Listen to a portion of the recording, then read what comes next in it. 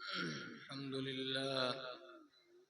لله نحمده ونستعينه ونستغفره ونعوذ بالله من شرور أنفسنا ومن سيئات أعمالنا من يهده الله فلا مضل له ومن يضلل فلا هادي له ونشهد أن لا إله إلا الله وحده لا شريك له ونشهد أن سيدنا ومولانا محمدا عبده ورسوله أما بعد فأعوذ بالله من الشيطان الرجيم بسم الله الرحمن الرحيم إنا نحن نزلنا الذكر وإنا له لحافظون صدق الله مولانا العظيم.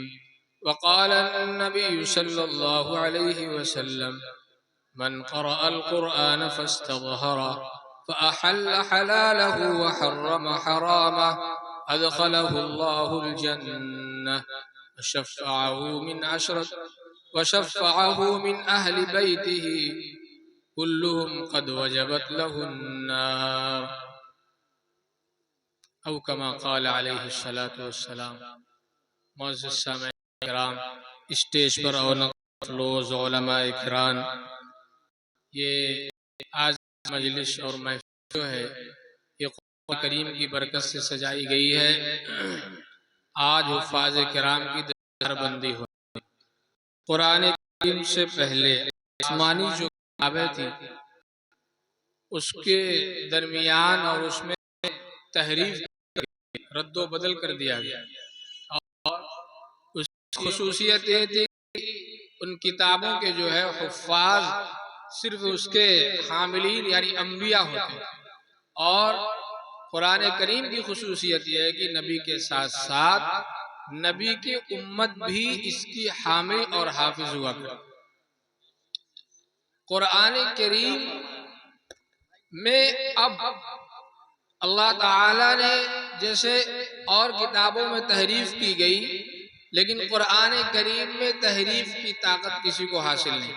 بے شک بجا فرمایا.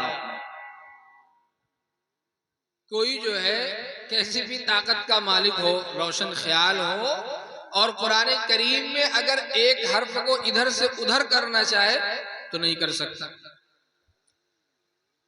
قرآن کریم میں ایک آیت ہے فَأَبَوْا أَن يُضَيِّفُوهُمَا. موسیٰ علیہ السلام اور حضرت خضر جو ہے ایک بستی میں جب داخل ہوئے، بھوک کا تقاضا ہو رہا تھا تو فرمایا کہ بھائی مہمانوں کا کھانا کھلا سکتا ہے کوئی؟ تو سبوں نے انکار کر دیا. اور اس کے بعد قرآن نے اس کا نقشہ کیا فَأَبَوْا أَن يُضَيِّفُوهُمَا. تو حضرت عمر کے زمانے میں اس بستی کا ایک آدمی آیا تو اس نے کہا کہ حضرت ایسا ہے فَأَبَوْا کہ با کے نقطے کو اٹھا کر کے اوپر کر کے ایک نقطہ اور بڑھا دیجئے. فَأَتَوْا أَن يُضَيِّفُوهُمَا کہ ان لوگوں نے مہمان کی میزبانی. تو حضرت عمر کا جاہ و جلال تو اب کہاں موقع ہے کسی کو سننے کا، کہاں موقع حضرت عمر کے حالات، ان کی سیرت کو پڑھنے کا. اب تو موبائل ایک ایسی مشین آ گئی ہے کہ قرآن جس کی ہر خبر سچی ہے، اس میں جھوٹ کا کوئی امکان نہیں ہے، اس کو چھوڑ دیا ہم نے اور طاقوں میں رکھ دیا. اور موبائل میں خبریں سنتے ہیں، یقیناً اس کی 95% خبریں جھوٹی ہو، لیکن ہم اسی میں لگے ہوئے. صبح جو قرآن کی تلاوت کا وقت ہوتا ہے، ہم مسجد میں نماز پڑھے نہیں پڑھے اور مسجد سے نکل گئے، ہوٹل پہ جا کر کے بیٹھے، ایک دو چائے پیا ہم نے اور بیڑی یا سگریٹ یا جو بھی نشہ کی چیز تھی استعمال کیا اور اخبار لے کر کے بیٹھ گئے. اس اخبار میں کیا ہے؟ ایک خبر آئی ابھی کہ فلاں جگہ ایک ایسا واقعہ ہو گیا، اور اس کے بعد 1 گھنٹے کے بعد موبائل میں خبر آتی ہے کہ وہ واقعہ غلط ہے، اور 25 منٹ 20 منٹ 1 گھنٹہ آدھا گھنٹے کے بعد پھر خبر آتی ہے کہ تو دوسری خبر آئی وہ بھی جھوٹی تھی. یہ والی سچی تھی، دوسری والی. ایسا کشمکش میں ڈال دیتے ہیں کہ آدمی امتیاز کرنے میں بھی اس کو مشکل پیش آتی ہے کون کی خبر سچی کون سی جھوٹی. لیکن قرآن بالکل سچی. اس کا ایک ایک حرف سچا ہے، وہ کبھی جھوٹا نہیں ہو سکتا. تو سچے اخبار، سچے خبروں کو چھوڑ کر کے ہم جھوٹی خبروں کے پڑھنے کے عادی ہو گئے. میرے بھائیو عزیز دوستو، قرآن میں کبھی کوئی تحریف نہیں کر سکتا. اس کی حفاظت کی ذمہ داری خود اللہ رب العالمین کے ذمہ. اللہ فرماتے ہیں کہ میں خود اس کی حفاظت کروں گا. آج بچوں کے سر پہ دستار باندھی جائے. ایک بادشاہ کا واقعہ لکھا ہے کہ اس نے کہا کہ مسجدوں سے، مدرسوں سے، طاقوں سے، الماریوں سے قرآن کو نکال کر کے آگ میں جلا دیا. تو اس کے وزیر نے کہا کہ بادشاہ سلامت، تھوڑا ہم جو ہے تفریح کر لیتے ہیں. تو وزیر چھوٹے چھوٹے مکاتب، مدرسے اور ایسے جگہوں پر بادشاہ کو لے کے گیا جہاں قرآن کی تعلیم ہوتی تھی، جہاں بچوں کو حافظ قرآن بنایا جائے. کسی مکتب میں گیا وزیر بادشاہ کو لے کر کے اور بلایا کہ بچے ادھر آؤ، کیا پڑھتے ہو؟ پتا چلا کہ 1 پارہ 2 پارہ پڑھ رہا ہوں. کیا پڑھتے ہو؟ حفظ کر رہے ہو؟ جی حفظ کر رہا ہوں. یاد ہے؟ جی یاد ہے. سنا سکتے ہو؟ سنا سکتا ہوں. جتنے بچوں کو بلاتے تھے معلوم یہ ہوتا تھا کہ ان کے سینوں میں قرآن کا کچھ نہ کچھ حصہ موجود ہے. تو وزیر نے کہا کہ بادشاہ سلامت، طاقوں سے، الماریوں سے آپ قرآن کو اٹھا کے جلا سکتے ہیں، دریا برد کر سکتے ہیں، لیکن ان معصوموں کے سینوں سے آپ قرآن کو نہیں نکال سکتے. بے شک. تو قرآن کی حفاظت کی ذمہ داری اللہ نے رکھی. اور قرآن کے حافظ جو ہے چھوٹے چھوٹے بچے، معصوم 10 سال کا، 11 سال کا، 12 سال کا، 15 سال کا بچہ حافظ قرآن ہو جاتا ہے. اچھا ایک چیز ہمارے معاشرے میں جو ہے، اگر کسی کی عمر تھوڑا زیادہ ہو گئی، مان لیجئے 15 سال ہو گئی، تب وہ حفظ نہیں کرے گا. کیوں؟ عمر زیادہ ہو گئی. اور اگر کسی کو ذرا شوق اور جذبہ پیدا ہوا کہ بھائی قرآن پڑھ لیں اور 20 25 30 سال کی عمر ہے، تو ان کو کیا ہے، شرم آ رہی کہ ہم قرآن کیسے پڑھیں.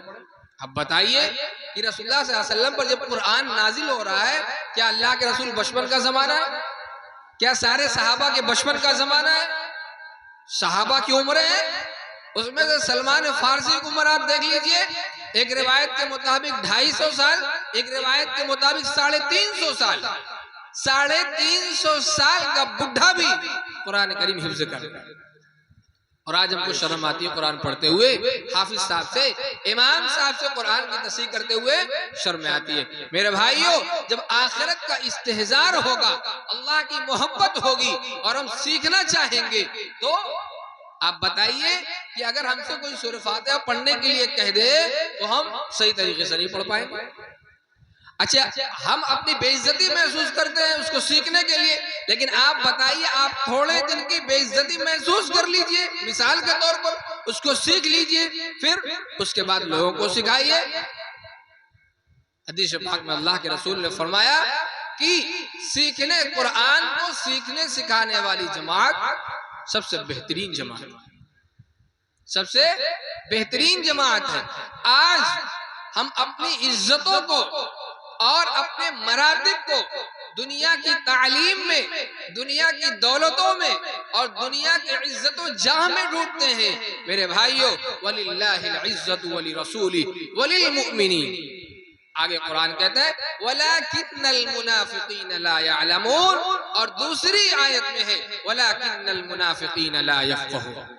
معلوم یہ ہوا کہ عزت کو کہیں اور ڈھونڈنا، عزت اللہ کا حق ہے، عزت رسول کے لیے ہے، عزت ایمان والوں کے لیے ہے. وَأَنْتُمُ الْأَعْلَوْنَ إِن كُنْتُم مُؤْمِنِينَ. سربلند کون ہوگا؟ جو مومن ہوگا. آج ہمارے پاس ایمان تو ضرور ہے، لیکن ایمان کے جو تقاضے ہیں وہ ہماری پشت کے پیچھے. نام کے مسلمان، کون سا ایسا کام ہے جو مسلمان نہ کرتا؟ جو نہ کرنے کے کام ہے مسلمان وہ کرتا ہے. ہمارے اور غیر کے درمیان صرف ایمان کا فرق باقی رہے گا، اور ہمارے درمیان جو ہم اپنے آپ کو مسلمان اور اہل ایمان کہتے ہیں، دھوکہ دھڑی ہمارے اندر، چوری ہمارے اندر، دغا بازی ہمارے اندر، زنا، شراب خوری، جوا، سود، حق تلفی، یہ ساری چیزیں جو غیروں کی تھی وہ ہمارے اندر آتی جا رہی. اور ہم اللہ کی رحمت کا انتظار کر رہے ہیں۔ ابھی چمپارن میں ایک صاحب بتانے لگے کہ امیر جماعت صاحب کے یہاں دلی میں ہم لوگ گئے تو کسی صاحب نے کہا کہ بھائی دعا کر دیجئے کہ اب ایسا کوئی اللہ فیصلہ کر دے کہ بس اسلام کا ہی چرچا ہو۔ تو حضرت نے کہا کہ ٹھیک ہے، اتنے بجے تک تعلیم ہوگی، پھر مذاکرہ ہوگا، اس کے بعد سب لوگ آئیے دعا ہوگی۔ اسی بیچ میں مولانا نکلے دلی کے بازار میں اور ایک مسلمان کی دکان پر گئے، بھائی کپڑے دکھا دیجئے۔ تو انہوں نے کپڑا دکھایا، 2-3 کپڑے دیکھے اور اس کے بعد کہا کہ یہ کپڑا دے دیجئے، باقی مہنگا ہے۔ پھر لاسٹ میں انہوں نے ایک آخر میں کہ یہ بھی کپڑا مہنگا ہے، یہ بھی کپڑا مہنگا ہے، جانے دیجئے۔ اچھا، تو اب دکاندار کیا کہتا؟ مسلمان ہے، اپنے کو اہل ایمان کی جماعت میں شامل کرتا۔ اس نے کہا کہ او ملا جی، ایسے ہی آپ لوگ ہوتے ہیں کہ بس پریشان کر کے چلے جاتے ہیں، آپ کو سامان نہیں لینا، آپ کو صرف پریشان کرنا۔ دوسری دکان پہ گئی، یہی معاملہ۔ تیسری دکان پر گئی، یہی معاملہ۔ چوتھی دکان پر گئی، یہی معاملہ ہوا۔ اور 5ویں دکان ایک مراٹھی کی دکان تھی، اس پر گئے اور اس کے بعد اس سے بھی وہی معاملہ کیا۔ مراٹھی نے کہا کہ صاحب ایسا ٹھیک ہے، آپ کو نہیں پسند ہے، کوئی بات نہیں ہے، آپ کو میرا کپڑا مہنگا لگ رہا ہے تو آپ اور دکانوں پر دیکھ لیجئے، اگر وہاں سستا ملے گا وہاں لے لیجئے، اگر یہاں سستا ملا تو آپ یہاں لے لیجئے۔ مولانا نے ساری دکانوں سے کپڑے خریدوائے آخر میں، اور اس کے بعد مسجد میں گئے اور لوگوں سے کہا کہ مسلمانوں کی یہ حالت ہے اور ہم لوگ کیا ہے، خیال دوسری چیز کا کر رہے ہیں، مسلمانوں کا ہی روب و دبدبہ کیا ہے؟ وَأَنْتُمُ الْأَعْلَوْنَ إِن كُنتُم مُؤْمِنِينَ۔ ایک ہے ایمان، ایک ہے اسلام۔ ایمان اگر ہوگا تو جنت میں اولے والا میں ہم داخل ہوں گے، لیکن ایمان کے جو تقاضے ہیں، نماز ہے، زکوٰۃ ہے، روزہ ہے، حج ہے، اسی طریقے سے اور بھی ارکان ہے، شراب نوشی سے بچنا، زنا سے بچنا، قتل سے بچنا، ناحق تلفی سے بچنا، یہ ساری جو چیزیں ہیں یہ آج ہمارے اندر داخل ہو رہی ہیں اور ہم اللہ کی رحمت کا انتظار کر رہے ہیں۔ میرے بھائیو، قرآن کو یاد کیا جائے، اور صرف قرآن کو یاد ہی نہ کیا جائے، قرآن کے تقاضے پر عمل بھی کیا جائے۔ من قرأ القرآن فاستظہر فاحل حلالہ وحرم حراما۔ قرآن نے جن چیزوں کو حلال کیا ہے اس کو حلال جان کر کے اس کو کرنا ہے، اور ضروری نہیں ہے کہ کرنا۔ مثال کے طور پر ہم کو دال بھی کھا سکتے ہیں، چاول بھی کھا سکتے ہیں، سبزی بھی کھا سکتے ہیں، روٹی بھی کھا سکتے ہیں، لیکن آج دال کھانے کا جی نہیں چاہ رہا تو مت کھائیے، لیکن حلال تو مجھ کو سمجھتے ہیں۔ اور قرآن نے جن چیزوں کو حرام قرار دے دیا اس کو حرام سمجھنا بھی ہے اور اس سے پرہیز بھی کرنا۔ آج ہم قرآن پڑھتے ہیں، قرآن کی تعلیم کے درمیان میں رہتے ہیں، ائمہ اور علماء کے درمیان میں رہتے ہیں، اور نبی کی امت ہے، لیکن نبی کی تعلیمات ہمارے درمیان میں اب نہیں ہے۔ قرآن ہمارے درمیان میں ہے لیکن قرآن کی تعلیمات ہمارے درمیان سے اٹھ چکی ہے۔ رسول اللہ صلی اللہ علیہ وسلم کی سیرت احادیث مبارکہ میں موجود ہے، لیکن ہمارے معاشرے سے وہ چیزیں اٹھ چکی۔ تو آج مسلمان کو اگر اللہ کی رحمت ہی ہے۔ ایک صاحب نے سوال کر دیا کہ بھائی اللہ کی رحمت جنت و جہنم دونوں پر ہوگی؟ اب آپ لوگوں کو بھی سوال ہوگا کہ جہنم میں عذاب ہو رہا ہے پھر کیسی رحمت؟ جہنم میں عذاب ہو رہا ہے پھر کیسی رحمت؟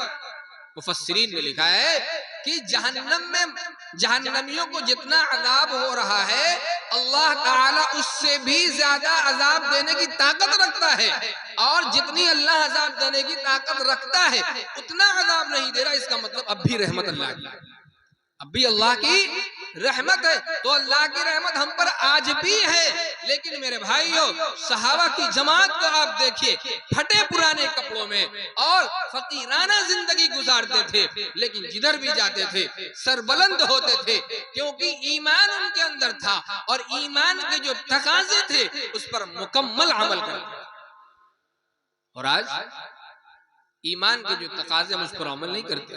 ایماندار تو ضرور ہیں، یاد رکھیے ان الذین آمنوا وعملوا الصالحات، جنت میں جانے کے لیے ایمان سلامتی کے ساتھ لے کر کے چلے جانا یہ جنت میں جانے کا سبب ہے، لیکن جنت کے بلندی درجات کے لیے اعمال صالحہ تو کرنا پڑا۔ اعمال صالحہ کرنا پڑے گا تب جنت کے بلندی درجات ملیں گے۔ اللہ کے رسول صلی اللہ علیہ وسلم نے فرمایا کہ بھائیو میرے ایک صحابی کا صدقہ، ایک مد صدقہ اگر تم احد پہاڑ کے برابر بھی صدقہ کرو تو میرے صحابی کے ایک مد صدقے کے برابر نہیں ہو سکتا۔ کیوں؟ ان کی عبادت میں خلوص تھا۔ وہ جب نماز پڑھتے تھے راتوں میں تو آخری شب اپنی عبادت کے آخر میں بارگاہ ذوالجلال میں وہ روتے تھے، الہ العالمین تیری وہ شان، تو آقا ہے، تو شہنشاہ ہے، تیری عبادت ہم کیسے کر سکتے ہیں؟ جیسی آپ کا عبادت کرنے کا حق تھا ہم اس طریقے سے عبادت نہیں کر سکے، الہ العالمین معاف فرمائیے، ٹوٹی پھوٹی ہماری عبادت قبول فرمائیے۔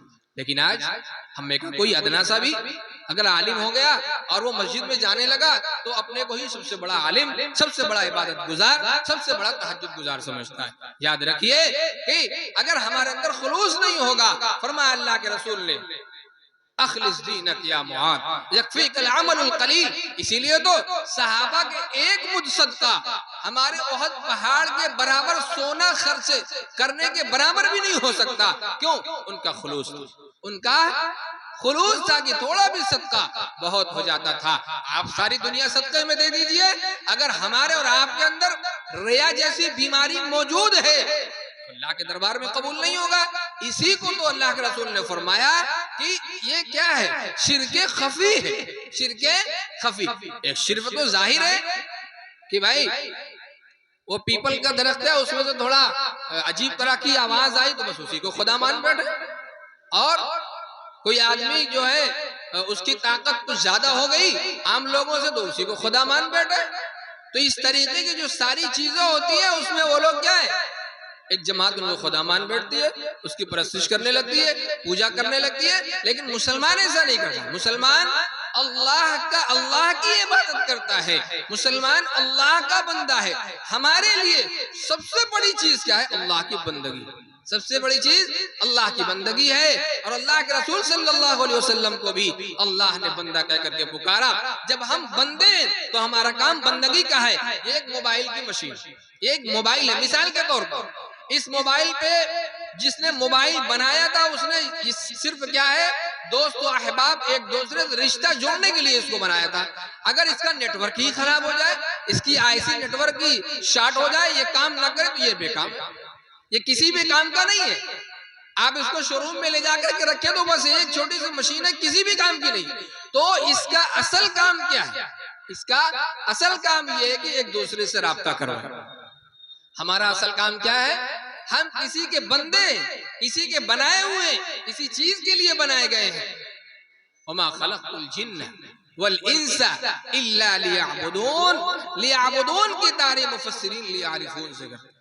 اللہ فرماتے ہیں انا کنت کنزا مخفیا، میں چھپا ہوا خزانہ تھا، میں نے چاہا کہ میں جانا جاؤں۔ لیکن یاد رکھیے اگر ہم یہ چاہتے ہیں، ہماری سمجھتے ہیں کہ اللہ تعالیٰ کی ہم عبادت کریں گے تو اللہ کی کبریائی میں اضافہ ہوگا، تو یاد رکھیے فارسی کا شاعر کہتا ہے منت منے کی خدمت سلطان ہمیں کنی، منت شناس عدو کی بخدمت بداشت۔ آپ کسی سی ایم کے سائیڈو اگر بن جائیں، پی ایم کے سائیڈو بن جائیں تو آپ کو بلیک جیکٹ اگر مل گئی تو یہ آپ کا کوئی کمال نہیں ہے، یہ آپ کا کوئی کمال نہیں ہے، یہ پی ایم سی ایم بادشاہ کی بڑائی ہے کہ اس نے آپ کو رکھ لیا، اور جس گھڑی جس سیکنڈ چاہے آپ کو اپنے سے علیحدہ کر سکتا ہے۔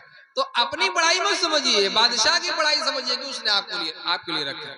تو ہم کو اللہ نے اپنی عبادت کے لیے چنا ہے۔ بہت سے ایسے لوگ ہیں جن کو ایمان کی دولت نصیب نہیں ہے۔ میرے بھائیو ایمان کی دولت اگر ہمیں مل گئی تو ہماری سب سے بڑی کامیابی ہے۔ تو اللہ نے ہمیں اپنی بندگی کے لیے چن لیا تو یہ ہماری سب سے بڑی کامیابی ہے۔ ہماری خوشی اس میں ہے کہ ہم کو اللہ نے ایمان کی دولت سے سرفراز فرمایا ہے۔ تو اگر ہمیں ایمان کی دولت مل گئی تو ہمیں اس کی قدردانی بھی کرنی چاہیے۔ یاد رکھیے کہ جب انسان کسی چیز کی قدر نہیں کرتا، نعمت کی شکر گزاری نہیں کرتا تو نعمت چھن جاتی ہے، نعمت چھن جاتی ہے۔ آپ کے والد صاحب نے آپ کو گاڑی دے دی اور آپ اس کو جہاں تہاں لے جا کر کے لڑا رہے ہیں، ٹھوک رہے ہیں، تو وہ نعمت آپ سے چھین لی جائے گی، سلیقہ آپ کو چلانے کا نہیں۔ جب گاڑی چلانے کا سلیقہ ہو جائے گا تب آپ کو چابی دی جائے گی۔ تو میرے بھائیوں سمجھنے کے لیے بہت سارے اسلوب بہت سارے طریقے اپنائے ہیں. شاعر نے یہ بھی کہا ہے فارسی کے کہ بھائی نصیحت کس کی پسند آتی ہے؟ جس کی بات اچھی لگتی ہے. دیکھیے اس میں یہ بھی کہا گیا ہے کہ منہ مت دیکھیے کیسا ہے، منہ مت دیکھیے کیسا ہے. اگر بات اچھی کہی جا رہی ہو تو آپ اس کو قبول کر لیجئے، اور بات اگر نہیں اچھی ہے، شریعت و سنت کے خلاف ہے، آپ خاموشی سے چلے جائیے. تو اِنَّا نَحْنُ نَزَّلْنَا الذِّكْرَ وَإِنَّا لَهُ لَحَافِظُونَ. ذکر سے مراد قرآن ہے. قرآن کی حفاظت کی ذمہ داری اللہ نے لی ہے، اور اس قیامت تک اس قرآن میں کبھی کوئی خرد برد نہیں کر سکتا ہے. اور میں نے حدیث شریف پڑھی ہے، من قرأ القرآن فاستظہر فاحل حلالا وحرم حراما ادخلہ اللہ الجنہ وشفعه في عشرة من أهل بيته كلهم قد وجبت له النار. حافظ قرآن کو ایک پاور دیا جائے گا قیامت، ایک اتھارٹی ملے گی اس کو. کیسی اتھارٹی ملے گی؟ بھائی قیامت کے دن تو ہر کوئی سفارش کا محتاج ہوگا. اور یاد رکھیے جو ہماری اولادیں ہیں نا، ہم اولادوں کے لیے حرام کی کمائی لاتے ہیں، بہنوں کا حق مارتے ہیں، دوسرے کی زمین دباتے ہیں، ناجائز طریقے سے حرام طریقے سے پیسہ اپنے گھر میں لاتے ہیں، اپنے بیٹے کو شہزادے جیسی زندگی گزارنے کے لیے قرآن کا اعلان ہے یوم یفر المرء من اخیہ وامہ وابی وصاحبتہ وبنیہ لکل امرئ منہم یومئذ شأن یغنی. جن اولاد کے لیے اور جن بیٹوں کے لیے، جن دوست و احباب کے لیے، جس بیوی کے لیے ہم احکام شریعت توڑ توڑ کر کے اس کو راضی کرنے کے لیے اللہ کو ناراض کرتے تھے، قیامت کے دن کوئی آپ کا ساتھ نہیں دے گا. قیامت کے دن کوئی آپ کا ساتھ نہیں دے گا. بیوی چھپ چھپ کے نکلے گی، کہیں میرا شوہر ایک نیکی نہ مانگ لے، کہیں میرا شوہر ایک نیکی نہ مانگ لے. اور جن اولادوں کے لیے حلال کے بجائے حرام کمائی لا کر کے اس کو خوبصورت کپڑے، اچھی گاڑیاں، اچھے محل بنا کر کے دیتے تھے، وہ اولاد بھی چھپ چھپ کے بھاگے گی، کہیں ابا جان دیکھ نہ لے، ایک نیکی کا تقاضا نہ کرے. اس لیے میرے بھائیو اس دن کے لیے ہر کسی کو اپنی تیاری کرنی ہوگی. اور حافظ قرآن کو کل قیامت کے دن اللہ تعالی 10 ایسے آدمیوں کو جہنم سے سفارش کا موقع دیں گے، اس کو اتھارٹی دیں گے جس کے لیے جہنم کا فیصلہ ہو چکا. ایسا نہیں کہ جنت میں جائیں گے کہ جہنم میں، کشمکش والی بات نہیں ہوگی. فیصلہ ہو چکا ہوگا، فلاں ابن فلاں، فلاں ابن فلاں، فلاں ابن فلاں کی پیشانی کا بال پکڑ کر کے گھٹنوں کے بل کھینچ کر کے جہنم کی وادی میں دھکا دے دیا جائے، دھکیل دیا جائے. ان 10 آدمیوں کے لیے حافظ قرآن سفارش کا حق رکھتا اللہ کی اجازت سے. تو آج جو ہم اپنے بچوں کو اس لیے حافظ قرآن نہیں بناتے کہ میرا بچہ کہاں سے کھائے گا، میرا بچہ کہاں سے کھائے گا. جب بچہ مکتب میں جاتا ہے تو ہمیں یہ فکر ہوتی ہے بچہ کہاں سے کھائے گا. اور جب بچہ عالم ہو جاتا ہے اس کی ایک حیثیت ہو جاتی ہے، اللہ اس کو عزت سے نوازتے ہیں. ہم اور آپ جیسے لوگ اپنے دسترخوان پر بلا کر کے اس کو مرغ و مسلم دیتے ہیں، تو پھر ہم یہ کہتے ہیں یار مولانا صاحب کھاتے کتنا، مولانا صاحب کھاتے کتنا. یعنی کہ کہیں بھی نہیں چھوڑیں گے، یعنی کہیں موقع ہاتھ سے نہیں جانے دیں گے. میرے عزیز ساتھی اپنے بچوں کا حافظ قرآن بنائیے، اور خود ہمارے اندر بھی شوق ہو کہ ہم بھی حافظ قرآن بنیں. ہمارے والد صاحب ایک جگہ دستار بندی میں تشریف لے کر کے گئے، جہاں معصوم بچوں کی دستار بندی ہو رہی تھی، وہیں ایک ڈاکٹر صاحب جو بہت زیادہ عمر والے تھے ان کی بھی دستار بندی ہوئی.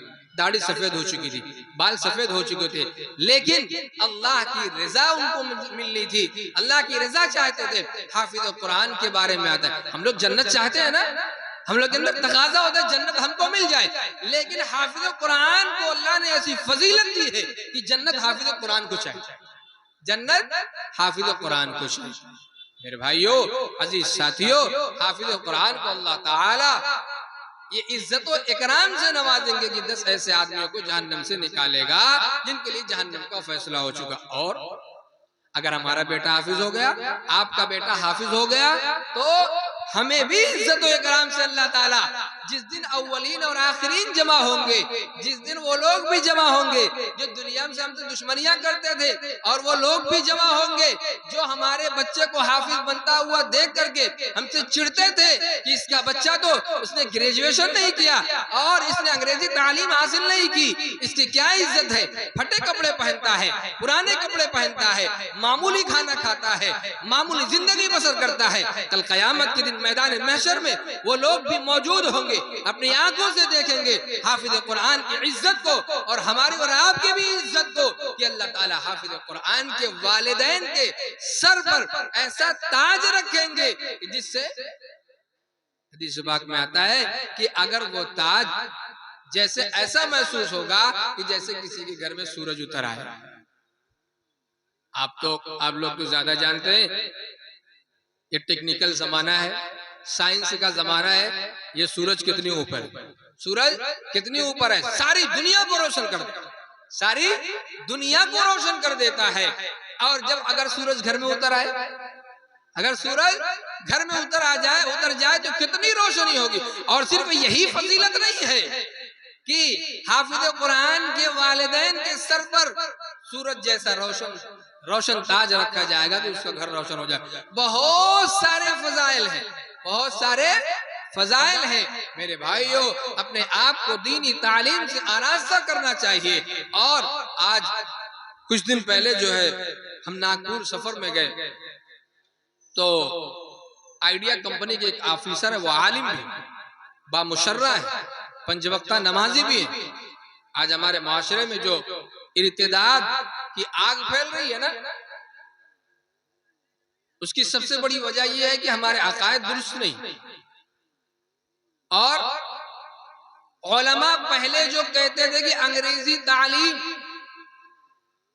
مناسب نہیں ہے، اور آج ہم لوگ انگریزی پڑھوانے کے لیے اعلان کرتے ہیں۔ اگر اس زمانے میں ہم لوگوں نے عمل کیا ہوتا، انگریزی دوری اختیار کی ہوتی تو آج اس کی ضرورت نہ پڑتی۔ اور علماء نے بچیوں کو پڑھانے کے لیے جو منع کیا تھا، واقعتاً منع کیا تھا، ہم لوگ سمجھ نہیں سکتے تھے۔ علماء اکابر بڑے دور رس تھے، خصوصاً علماء دیوبند بڑے دور رس تھے، انہوں نے بچیوں کو پڑھانے کے لیے، حضرت تھانوی رحمت اللہ علیہ نے بہشتی زیور میں لکھا ہے بچیوں کو لکھنا تک مت سکھاؤ، بچیوں کو لکھنا تک مت سکھاؤ۔ کیوں بھائی؟ وجہ کیا ہے؟ کہ کہیں وہ تحریر لکھ کر کے کسی سے ناجائز تعلق نہ قائم کر دے۔ تو ہم روشن خیال لوگ، تہذیب و تمدن میں اٹھنے بیٹھنے والے، ہم نے کہا کہ بھائی یہ پھٹے پرانے مجنون لوگ ہیں، ان کی باتوں کا کوئی فرق نہیں پڑتا۔ انہوں نے اس زمانے میں منع کیا اور ہم نے ان کی باتیں نہیں مانی۔ آج ہم ان ساری چیزوں کا مظاہرہ کریں کہ ان کی باتوں میں کتنی طاقت تھی۔ آج جو ارتداد پھیل رہا ہے نا، روشن خیالی، آج جو ہماری مسلمان بچیاں مرتد ہو رہی ہیں وہ روشن خیالی ہے، اکابر کی باتوں کو پسے پشت ڈالنے کا انجام ہے۔ بچیوں کو انگریزی پڑھانے میں ایسا مہوے ہوئے، مستے ہوئے، ایک نسل صحیح سے نہیں گزری کہ ارتداد کا بازار گرم ہونے لگا۔ تو ہمارے اس دوست نے بتایا، ہم نے ان سے پوچھا تو بتایا کہ ہر مہینے 30 سے 35 بچیاں مرتد ہو رہی، ہر مہینے کا یہ حال ہے، صرف ناگپور کے اندر۔ پوری دنیا کے اندر اگر ایک بھی فرد، مومن فرد مرتد ہوتا ہے تو سارے مسلمانوں کے آنکھوں سے خون کے آنسو گرنے چاہیے۔ لیکن آج ارتداد کا ایسا بازار گرم ہے، سب لوگ اپنے اپنے میں مشغول ہیں۔ انہوں نے بتایا کہ ہم نے پوچھا کہ بھائی ایسا کیوں ہو رہا ہے؟ کہا کہ ہم گئے ان بچیوں سے، ہم نے انٹرویو لیا، ایسا کیوں کرتے ہو تم لوگ؟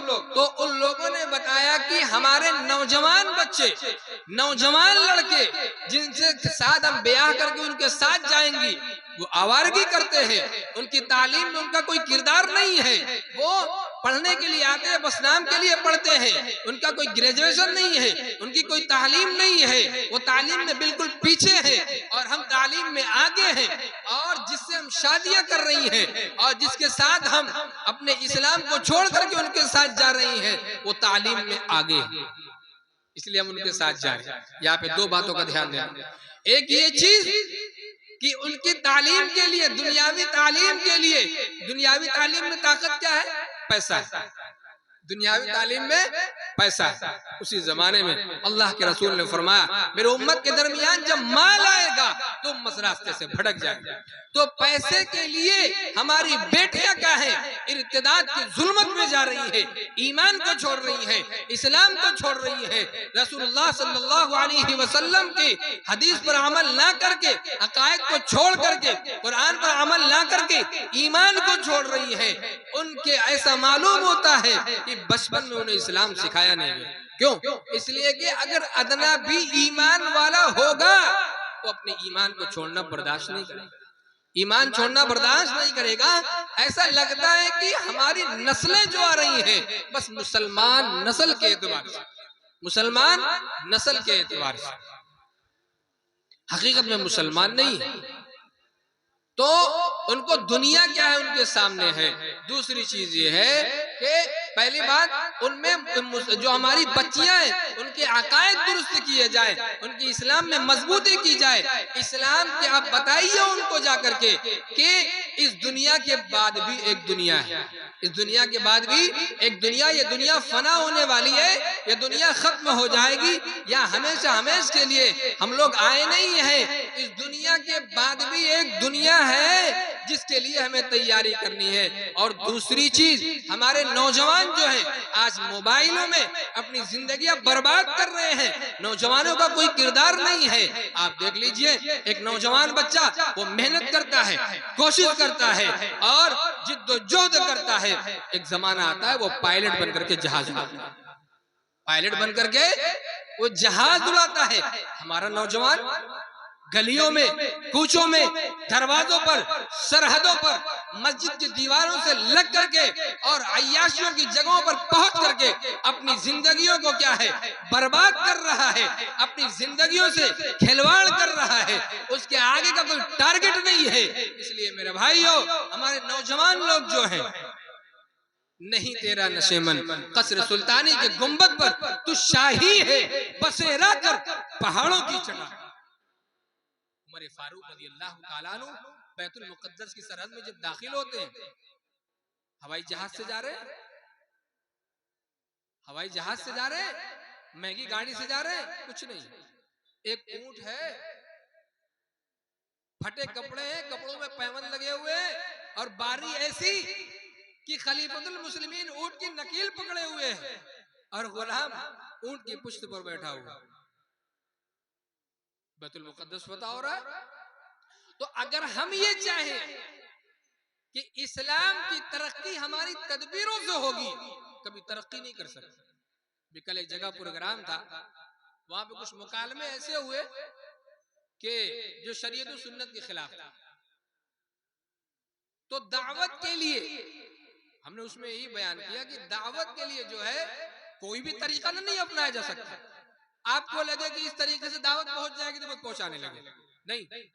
دعوت کے لیے تفسیر منیر میں 3 اصول لکھے ہوئے، کیا کیا؟ حق بات، حق جگہ، حق طریقہ۔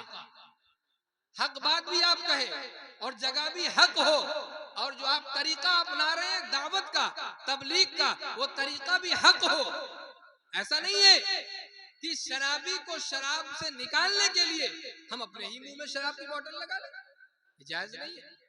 اور زناکار کو زنا سے نکالنے کے لیے ہم کسی کبیرہ گناہ مبتلا ہو جائے، اس کی شریعت اجازت نہیں دیتی۔ ہاں، ہماری جو تدبیر ہے اگر شریعت و سنت کے مطابق آ رہی ہے تب اس میں نفع ہوگا۔ اگر ہم اپنی تدبیروں سے شریعت و سنت کو آگے بڑھانا چاہیں تو نہیں بڑھا سکتے۔ قرآن کی جو تعلیم ہے، قرآن کی جو تدبیر ہے، اللہ کی جو تدبیر ہے، رسول اللہ کی جو تدبیر ہے، حدیث کی جو تدبیر ہے، اس پر اگر ہم عمل کریں گے تو یقیناً ہم آگے بڑھیں گے۔ شوق تو بہت ہے، جذبے تو بہت ہیں، لیکن کہاں تک؟ روڈ پہ کھڑے ہو کر کے ہاہو کر لیے اور نعرہ بازی کر لیے، اسی میں سب سے بڑی کامیابی ہے۔ آپ اٹھائیے 2 منٹ، آپ بتائیے کہ صحابہ نے روڈ کتنے جام کیے تھے؟ رسول اللہ صحابہ کو کتنی بار روڈ پہ لے کے نکلے تھے اور کتنے بار اعلان کیا تھا کہ سب لوگ روڈ پہ آ جاؤ اور نعرہ تکبیر لگاؤ؟ نہیں، اللہ کے رسول نے خاموشی سے شریعت و سنت کا پابند بنا دیا تو صحابہ کی جماعت ہمیشہ سربلند رہی. صحابہ کی جیسی زندگی اگر ہم گزاریں گے تو ہم بھی سربلند رہیں گے. اللہ کے رسول نے فرمایا اصحابی کالنجوم بأیہم اقتدیتم اہتدیتم. جس طریقے سے جو ہے آپ کسی روشنی کے اجالے سے چلتے ہیں تو منزل تک پہنچ جائیں گے, ایسے کسی بھی صحابی کی زندگی سے اگر ہم زندگی بنانا چاہیں تو ہم منزل مقصود تک پہنچ سکتے ہیں. اللہ تعالی ہم سب کو شریعت و سنت کا پابند بنائے. وآخر دعوانا الحمدللہ.